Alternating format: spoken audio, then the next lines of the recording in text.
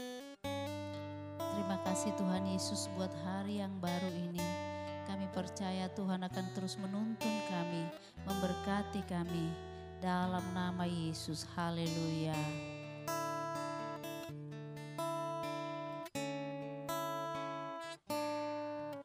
Terima kasih Tuhan untuk kasih setiamu yang ku alami dalam hidupku. Terima kasih Yesus untuk kebaikanmu sepanjang hidupku. Terima kasih Yesusku buat anugerah yang kau beri, sebab hari ini Tuhan adakan syukur bagimu.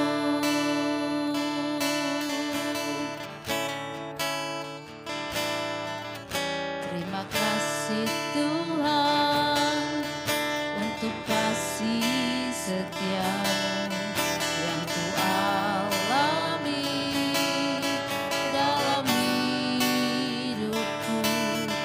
Terima kasih Yesus untuk kebaikanmu sepanjang hidupku. Terima kasih Yesusku buat anugerah yang kau beri, sebab hari ini Tuhan adakan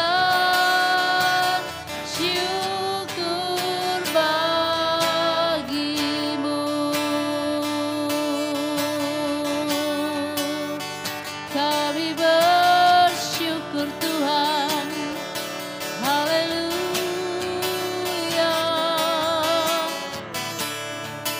haleluya,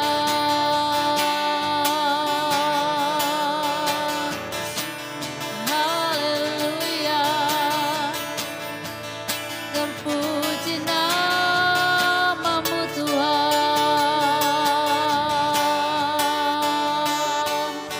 haleluya, glory, haleluya, haleluya. Sebab besar anugerahmu Yesus, haleluya.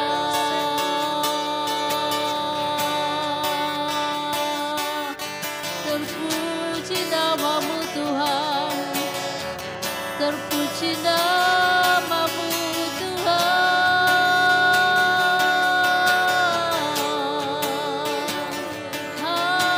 haleluya, haleluya,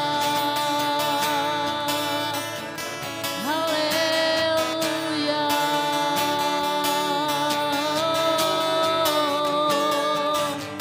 Ajaib namamu, ajaib kuasamu,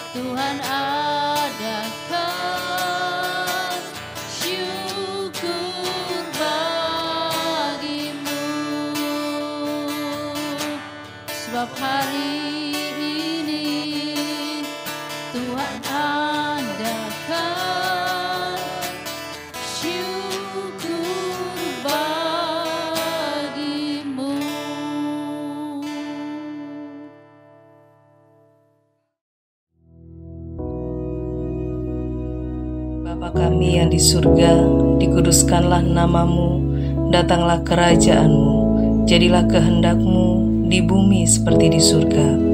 Berikanlah kami pada hari ini makanan kami yang secukupnya, dan ampunilah kami akan kesalahan kami, seperti kami juga mengampuni orang yang bersalah kepada kami. Dan janganlah membawa kami ke dalam pencobaan, tetapi lepaskanlah kami daripada yang jahat, karena Engkaulah yang empunya kerajaan dan kuasa dan kemuliaan sampai selama-lamanya. Amin.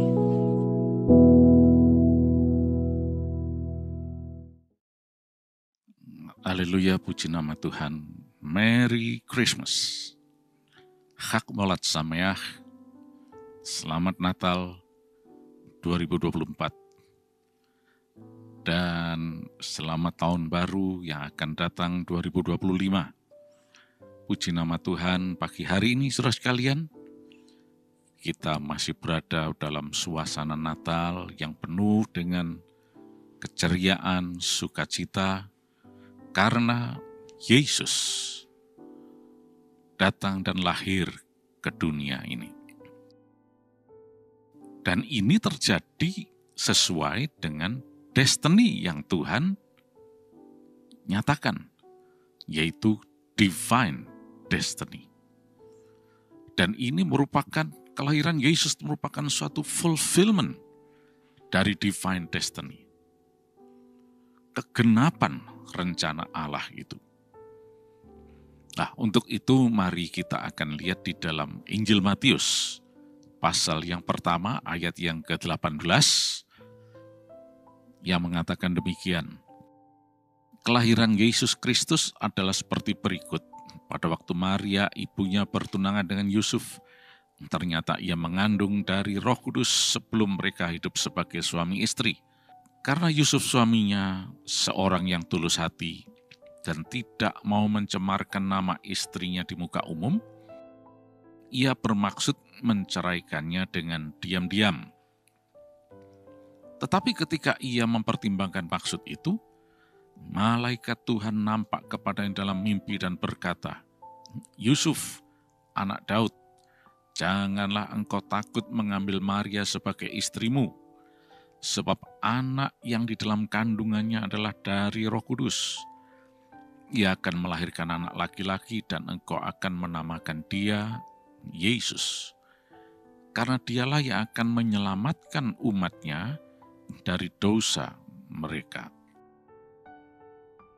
Hal ini terjadi supaya genaplah yang difirmankan Tuhan oleh Nabi. Sesungguhnya anak darah itu akan mengandung dan melahirkan seorang anak laki-laki, dan mereka akan menamakan dia Immanuel, yang berarti Allah menyertai kita. Sesudah bangun dari tidurnya, Yusuf berbuat seperti yang diperintahkan malaikat Tuhan itu kepadanya. Ia mengambil Maria sebagai istrinya, tapi tidak bersetubuh dengan dia sampai ia melahirkan anaknya laki-laki, dan Yusuf menamakan dia Yesus. Sampai di sini pembacaan kita. Nah, saudara sekalian, di sini kita melihat kisah yang selalu kita dengar setiap Natal. Tapi tahukah saudara, bahwa inilah divine destiny. Karena ini bukan merupakan sesuatu yang ujuk-ujuk terjadi, tiba-tiba terjadi. Bagi manusia mungkin bisa merupakan sesuatu yang aneh kelihatannya. Sepertinya sesuatu yang tiba-tiba dan sebagainya dan macam-macam. Sesuatu yang tampak impossible, mustahil. Tapi bagi Tuhan tidak ada yang mustahil. Semua ini ada di dalam kendali Allah, adalah divine destiny, rencana Allah. Dan ini adalah penggenapannya. Itulah sebabnya dari awal tadi dikatakan kelahiran Yesus Kristus adalah seperti berikut.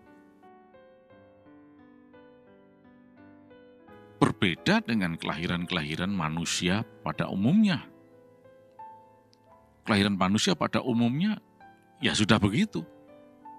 Ketika ada seorang pria dan perempuan menikah, bersatu dalam pernikahan, dan kemudian mereka di dalam kesatuan sebagai suami istri, dalam hubungannya sebagai suami istri, kemudian mendapatkan keturunan.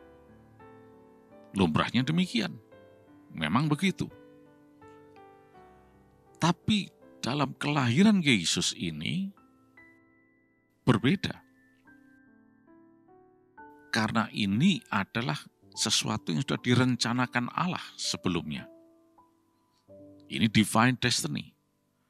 Dan itu jelas tadi kita lihat di dalam ayat yang ke-22, ya, dikatakan, hal itu terjadi supaya genaplah yang difirmankan Tuhan oleh Nabi.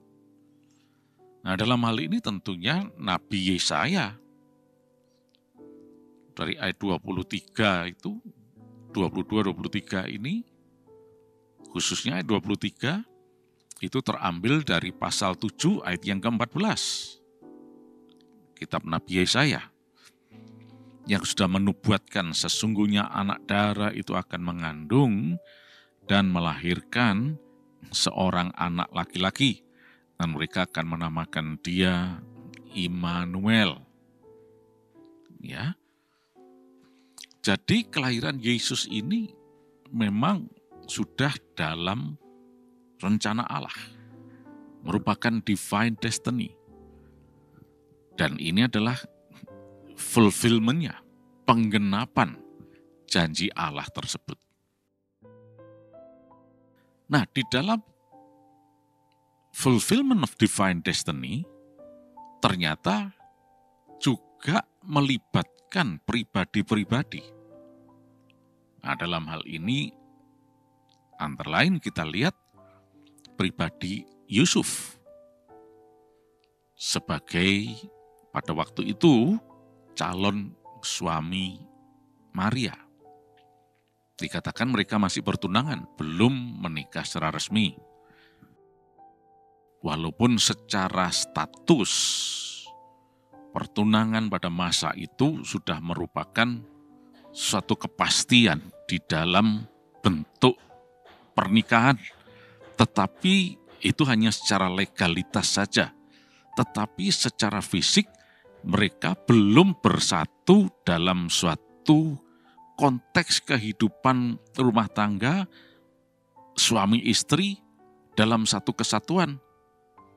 Dan mereka masih belum bisa berhubungan sebagaimana layaknya suami istri yang sudah menyatu di dalam suatu pernikahan yang kudus. Tetapi statusnya sudah lebih resmi, bukan sekedar pacaran, tapi ini sudah resmi. Itulah sebabnya tadi ketika terjadi suatu informasi bahwa Maria tiba-tiba mengandung, maka si Yusuf ini tentunya dia kecewa. Kok terjadi suatu pengkhianatan seperti ini? Nah, dia berusaha untuk, ya sudahlah, kalau memang demikian halnya, ya sudah, ketemunya baik-baik, ya sekarang saya akan pisah baik-baik, sudah. Saya tidak akan mencelakai Maria. Sebab pada saat itu kalau kedapatan terjadi seperti ini, Maria pasti akan dihukum dan dirajam batu dan sebagainya. Ya. Nah, dari sinilah awalnya. Bagaimana Yusuf itu ternyata adalah seorang yang fulfilling divine destiny. Dan Tuhan memberitahu kepada Yusuf melalui malaikat Tuhan yang menyatakan jangan takut. Karena anak yang dikandung itu adalah dari Roh Kudus. Dia adalah Yeshua, juru selamat, penyelamat itu. Saudara sekalian, tentunya dalam hal ini Yusuf sangat syok dalam hal ini. Dan dia sangat terguncang. Dan dia dalam suatu pergumulan yang berat. Gimana ini ya? Bagaimana ini? Sebagai seorang calon suami, seorang laki-laki, tentunya dia mempunyai banyak pertimbangan, banyak pemikiran. Tapi puji Tuhan, ternyata Yusuf ini adalah seorang yang mau nurut kepada Tuhan. Fulfilling divine destiny. Andai kata Yusuf tidak mau nurut, dia tetap mengatakan, saya tidak mau, cara begini nih saya tidak mau. Saya mau seperti cara yang biasanya, calon istri saya tidak boleh mengandung lebih dulu dan begini-begini, harus saya yang nanti yang menghamili istri saya secara resmi dalam suatu pernikahan yang kudus, dan sebagainya. Tapi berbeda, Yusuf nurut. Bahkan tadi di akhir dari apa yang kita baca dalam ayat 26, Yusuf tidak menyentuh Maria sama sekali. Sekalipun sudah menikah. Sampai kira-kira 9 bulan, Maria kemudian melahirkan bayinya yang kemudian diberi nama Yesus. Yang artinya adalah Savior, penyelamat atau juru selamat.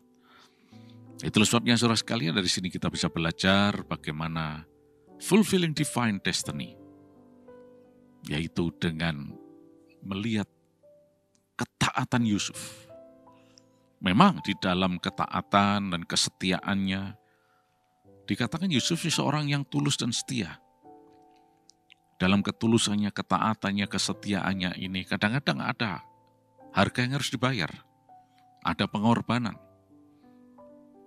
Mungkin saja Yusuf akan menjadi cemoohan bagi banyak orang, mungkin. Karena kamu bodoh Yusuf, gini, dan seterusnya. Tapi Yusuf tidak peduli. Dia nurut kepada Roh Kudus. Dia nurut pimpinan Tuhan. Karena dia mau menjadi bagian dari penggenapan rencana Allah bagi keselamatan dunia ini. Dan apa yang Yusuf lakukan ini bukan cuma sekedar di dalam rumahnya saja, tapi ketaatan Yusuf ini, bagaimana dia fulfilling divine destiny ini, membawa dampak ke seluruh dunia, ke seluruh umat manusia, termasuk kita semuanya saat ini. Sehingga kita semua boleh diselamatkan di dalam nama Yesus itu. Kita bersyukur kepada Tuhan, itulah sebabnya kunci dari fulfilling divine destiny adalah taat, setia kepada Tuhan, nurut kepada Tuhan. Dan biarlah pada Natal kali ini, sesuai dengan tema yang Tuhan berikan tahun ini, fulfilling divine destiny, maka kita betul-betul menjadi seorang yang taat dan setia, nurut kepada Tuhan. Itulah orang-orang yang fulfilling divine destiny. Puji nama Tuhan. Merry Christmas. Chag Molat Sameach. Terima kasih Yesus. Kau Allah yang baik untuk kami, Engkau penyelamat kami, dan biarlah Engkau selalu menuntun kami di jalur kebenaran, dan kami boleh berjalan di dalam koridor divine destiny, sampai kepada akhirnya, dan kami boleh memperoleh mahkota kehidupan, karena kami fulfilling divine destiny, dan nama Yesus dipermuliakan. Terima kasih Tuhan. Kami diberkati, kami sehat.